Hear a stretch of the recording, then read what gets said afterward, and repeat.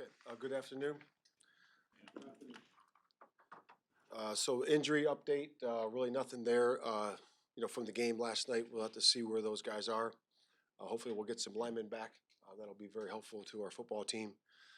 But again, we'll see where that goes. They're day to day, most of those guys, but hopefully we'll get some answers there by Wednesday. For the game last night, and for going forward, I know what I said last night, and we're in the process of that right now. We're less than 24 hours after the game, and we're in the process of that. Obviously watched the game last night and evaluated that. Came in this morning, and had my normal meetings, normal Monday process, and again, there's got to be a change and adjustment to what we're doing because we obviously lost 3 in a row. But there's also the sight of, we're 4-5. Haven't played our division yet, and we're in the process of starting that this week, in a big football game.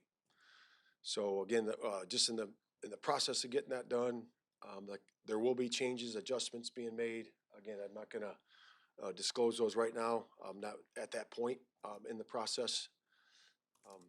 Monday's a long day, in terms of the evaluation of everything, in terms of lineups, in terms of the, coaching, in terms of how we need to do better, in that coaching and how we need to do better in the communication in game, during the game, after the game, prior to the game.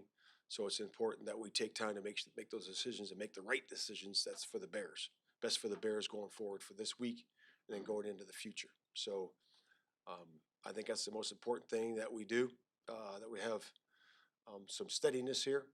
And but also make the necessary adjustments and changes that we need to make.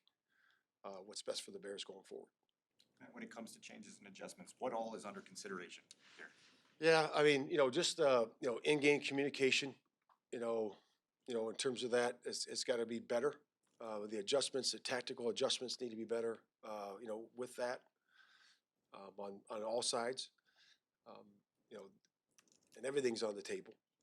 And it's important that we look at everything and we take the time to get that done. What is the process and the timeline for you of getting to the end of that? Yeah. I mean, it's got to be fairly quick. I just think that right now it's to come out here less than 24 hours and make all those changes or changes that you want to make and state. When I have those answers, I'll get them to you. And I'm just not at that point right now. Matt, are you going to make a change at quarterback?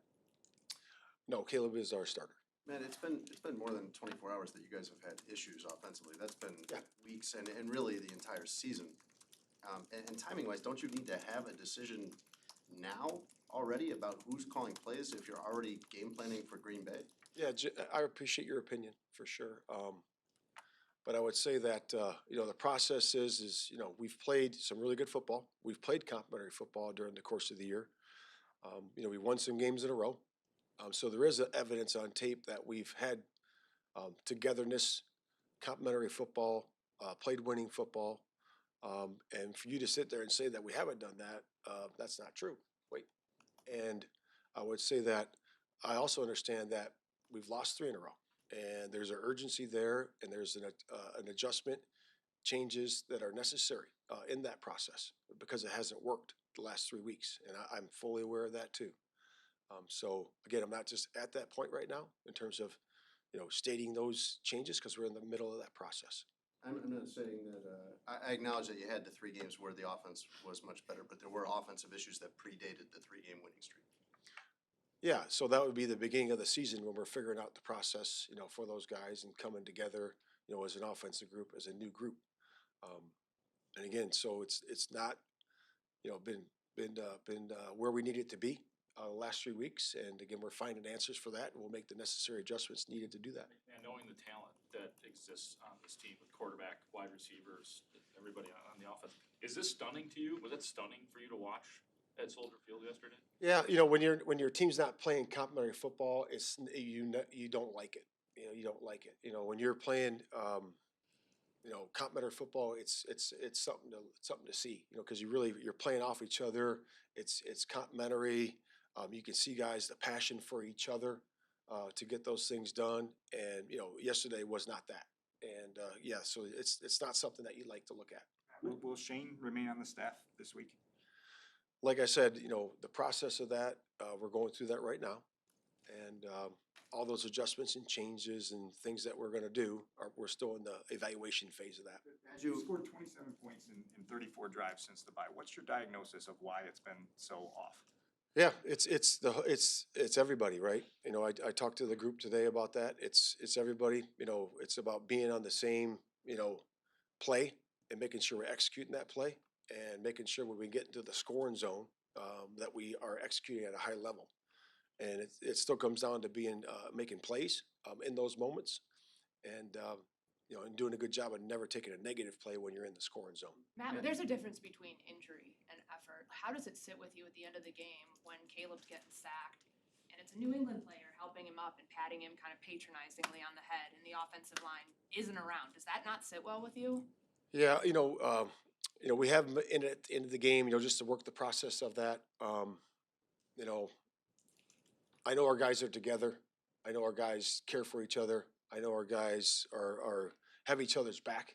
I know that because we're in the room with them, and I have no doubt about that. And will the offensive captains on this team have a say in a potential change at play caller, if there was to be? Yeah, I talked to the guys about everything. I talked to them about in terms of the temperature of the team, how the guys are doing chemistry wise, how the relationships are between each guy. I don't visit with players about play callers and all that stuff. That's for the coaches. as you evaluate your options with the offensive play caller, aside from 3 high point totals against bad defenses, what is the case for continuing on with Shane at this point? Well, we're in the evaluation phase of that, and it's important that we're using all the people in the building, on the coaching staff, getting all the input, and putting our minds together to come up with the best answer.